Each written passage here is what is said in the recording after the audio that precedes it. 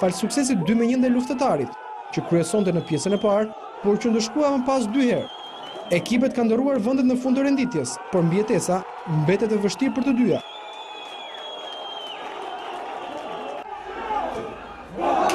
Pretendentët zgjohen në javën e fundit, kur bëhet fjalë për pikë të rëndësishme, askush nuk dëshiron të gabojë. Teuta është ngjitur e dyta pas suksesit në shtëpi 3-1 ndaj Tomorit. Në Niko Dovana, gjithçka është vendosur në 12 minutat e fundit. Vendasit kanë shënuar me Pajazitin e më pas 2 herë me Tahirin, ndërsa Mile nuk ka mjaftuar për Beratasin.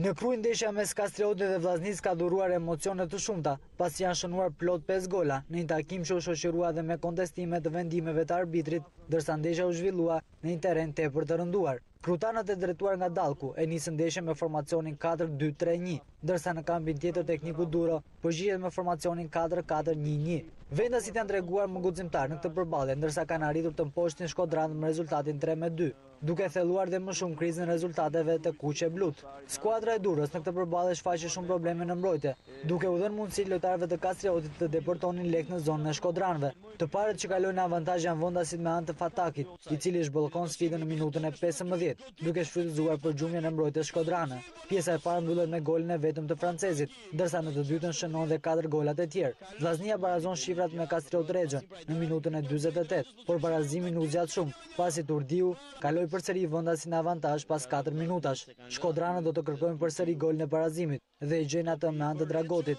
por nuk arrin ta ruajnë deri në fund të takimit. Turdiu shfaqet përsëri i frikshëm në zonë, duke shënuar sërish për të tjerët 5 minuta para fundit të lojës dhe duke vullosur suksesin e Kastriotit pas triumfi i radhazi. Goli konsiderohet i parregull nga lojtarët e Vllaznis, të cilët protestojnë te gjyqtari, ndërsa ky i fundit ndeshkon me karton të kuq portierin Vujadinovic, duke lënë të tjerë me 10 lojtar.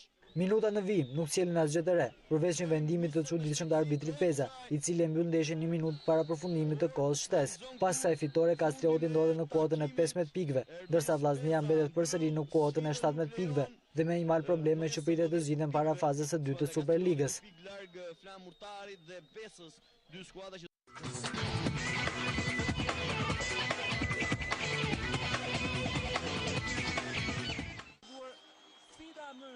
Sfida më e rëndësishme kësaj jave mes Skënderbeu dhe Kukësit që u luajt në Korçë ka përfunduar me fitoren e ujëve të Dëborës me rezultatin 2-0. Tekniku Josa hedhë minutat e parë në fush formacionin 4-4-2, ndërsa nga ana tjetër tekniku Cungu e nis ndeshjen me formacionin 4-3-2-1. Edhe në ndeshjen e fundit të fazës së parë kampionët në fushi të Superligës kanë dalë nga fusha e blerë pa ndjerë shihen e humbjes. Kuksianët që padyshim janë surpriza e këtij kampionati nuk kanë arritur të ndalojnë hovin e kampionëve në fuqi, që vazhdojnë rrugtimin drejt titullit kampion të pashqetësuar. Ndeshja nis me vrull për vendasit që rrezikojnë portën e Alilajt, që në minutën e parë me anë të sulmuesit kryesor Pejić. Pas golashënuesit më të mirë të Superligës, radhën e ka Tomić, për të rrezikuar trekëndshën e kuksianëve. Në fillim me një gjuajtje nga distanca, ndërsa më pas me një gjuajtje brenda zonës, por që pritet mjeshtërisht nga portieri Halilaj. 45 minutat e para mbyllen me rrjeta të paprekura, ndërsa në pjesën e dytë djemtë e Josës arrin të shënojnë 2 gola. Në minutën e 63 vjen një majt potente e Orelesit që realizon një super gol nga jashtë zone. Pas dizavantazhit zojnë lojtarët e Kukësit që mundohen të reagojnë, por pa arritur qëllimit. Në minutën e 79 lojtarët e Kukësit nuk përfitojnë nga rëmuja në zonë, ndërsa 5 minuta më vonë Progri nuk shinjestron siç duhet me kokë duke humbur mundësi për të barazuar rezultatin. 2 minuta para përfundimit të ndeshjes, Skënderbeu shënon golin e dytë dhe të sigurisë me anë të Dimos, i cili vulos shifrat e kësaj përballje në 2-0. Pas kësaj fitore, Skënderbeu e mbyll fazën e parë në krye të renditjes me 33 pikë dhe pas një humbje, ndërsa Kukësi mbetet në kuotën e 21 pikëve dhe në zonën e Europës.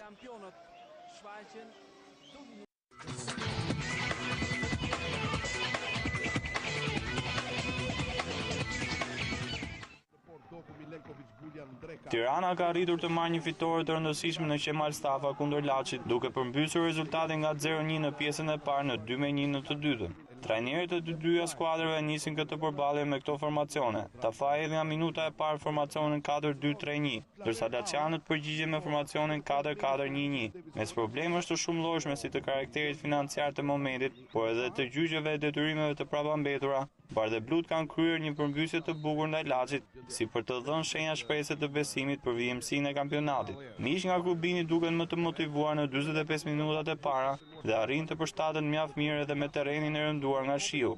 Vuca i bën gjithçka mirë në organizimin e lojës së bardhazinjve, ndërsa Nimani shpërdoron një rast të artë për të shënuar golin e avantazhit. Në minutën e 30 Shkodrani ka në këmbët e tij një gol të sigurt, por bën më të vështirën. Pasi driblon edhe portieri Ilion Liga nuk është në gjendje të kalojë topin në portën e zbrazët. Tirana mundohet të reagojë përmes veprimesh individuale të Gilman Ligës dhe Duros, ndërsa Çota shpërdoron po ashtu si Nimani një rast ideal me kokë. Loja e Laçit mjaft e organizuar dhe me grindë e dëshirë, kurorëzohet në minutën e 42, ku Nimani korrigjon shënjesrën dhe mposh portierin Ilion Lika, duke mbyllur pjesën e parë në avantazh. Në pjesën e dytë është Tirana që merr frenat e lojës në dorë. Duro dhe Liga marrin përsipër fatin e kryeqytetasve. Elbasanën si shënon me kokë në minutën e 63 dhe rikthen ekuilibrimin në fushën e lojës. 24 herë kampionët e vendit qarkullojnë dëndur topin, ndërsa Gilman Liga kalon Bardhë Blut në avantazh në minutën e 75. Minutat e mbetura nuk do të sjellin asgjë të re, ndërsa Tirana me këtë fitore të arritur duhet të kënaqet me vendin e tretë në fazën e parë të Superligës, 1 pikë më pak se vendi i dytë dhe 11 pikë më pak se kampionët e dimrit, ndërsa Laçanët kanë zbritur në vendin e 6 në kuotën e 21 pikëve. Suksesi 3-1 në Kavaj ndaj një Bese të zhytur krejtësisht në krizë, ka aromë europiane për ballqotët. Shoshi Meto e Bakiu firmosin golat, ndërsa Kavajasit me golin e Sefës kanë bërë shumë pak për të merituar qoftë dhe 1 pikë. Javë zgënjyese dhe për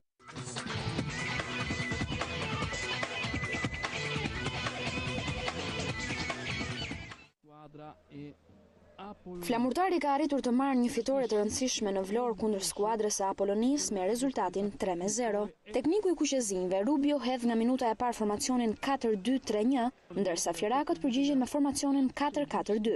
Ndeshja nis mirë për vendasit që arrin të kalojnë në avantazh që në minutën e 2 të takimit me anë të Muzakës. Rreshtet e shumta të shiut që shoqëruan këtë takim dhe terreni i vështirë nuk i lë skuadrat të bëjnë më të mirën e tyre në këtë takim që do të vendosej edhe nga kushtet jo të përshtatshme. Lena lëviz shumë në këtë takim, ndërsa kërkon të realizojë nga distanca në 2 raste, por topi përfundon ngjitur me shtyllën pingule. Ngacmimi vetëm nga miq në këtë funksion loje vjen nga Dushku që tenton në të vetmin rast portën e vlonjatëve, por pa arritur të konkretizojë. Pjesa e parë mbyllet me fitoren e vendasve, ndërsa e dyta fillon me fjerakët më këmbgulës në minutat e para. Riba ka një rast të mirë për të barazuar rezultatin, por Xhelili ndërhyn sakt duke mohuar golin sulmuesit e Apollonis. Goli i dytë i takimit vjen nga Memelli, i cili shndërron një gol me penallti të fituar prej tij në minutën e 65. Djemtë e Rubios nuk do të ndalen me kaq, pasi është Lena e që shënon golin e tretë me kokë pas një tentative më parë të Memellit. Në minutën e fundit miqtë arrin të shkurtojnë diferencat, por goli i Ribaj nuk vlen asgjë përveç kënaqësisë personale. Në një terren krejtësisht të papërshtatshëm për të luajtur futboll, flamurtari Adel mban të shënojë 3 gola që vlen 3 pikë të rëndësishme për vijimsinë e kampionatit. Pas kësaj fitore vlonjatët ngjiten në kuotën e 19 pikëve, ndërsa Apollonia vijon të notojë numrat e ftohta në fund të renditjes. Në takimet e tjera të kësaj jave janë shënuar këto rezultate. Teuta mundi të morrin 3-1 në Niko Dovana, ndërsa Shkumbini fitoi ndaj Luftëtarit me rezultatin 2-1.